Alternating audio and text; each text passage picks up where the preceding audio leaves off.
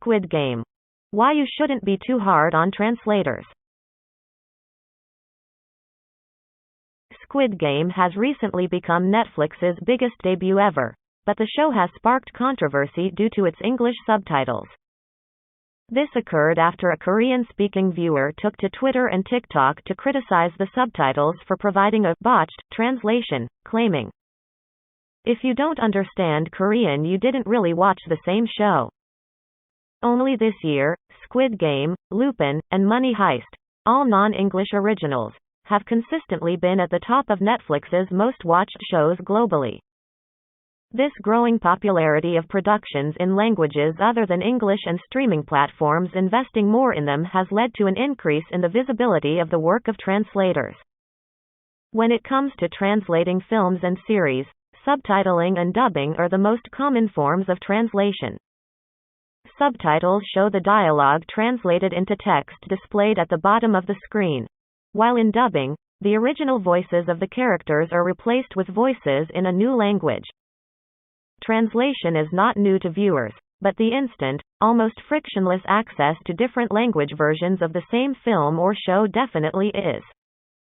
Streaming platforms allow viewers to swiftly change from watching a film with subtitles to listening to the dubbed version or the original. This creates an opportunity for viewers to compare the different versions. Why do originals and translations differ?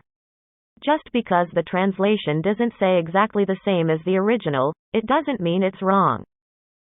Films and TV series are packed with cultural references, wordplay and jokes that require changes and adaptation to make sure what's said and seen on screen makes sense across languages. Making allowances and adapting what's said are common practices in translation because, otherwise, the translators would need to include detailed notes to explain cultural differences. Consider the representations of washoku, traditional Japanese cuisine, which are so beautifully embedded in Studio Ghibli films.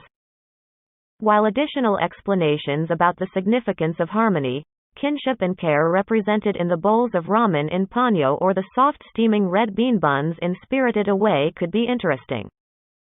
They might get in the way of a viewer who just wants to enjoy the production.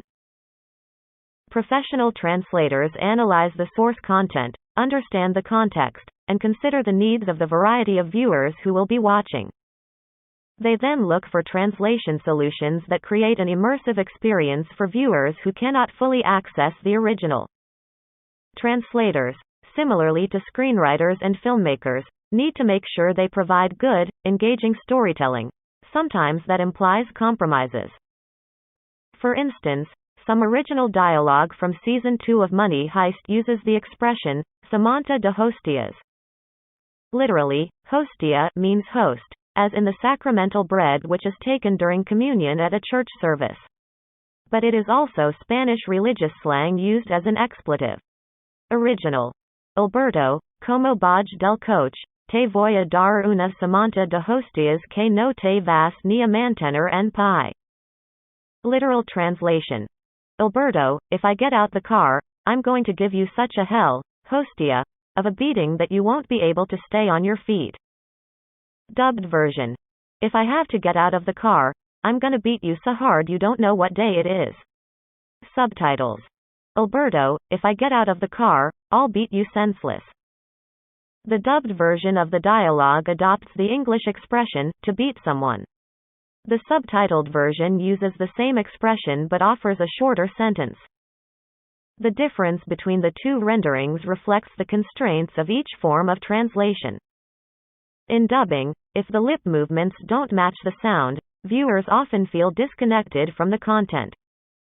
Equally, if subtitles are too wordy or poorly timed, viewers could become frustrated when reading them. Dubbing needs to match the duration of the original dialogue, follow the same delivery to fit the gesticulations of the characters, and adjust to the lip movements of the actors on the screen. Subtitles, on the other hand, need to be read quickly to keep up with the pace of the film. We talk faster than we can read, so subtitles rarely include all the spoken words.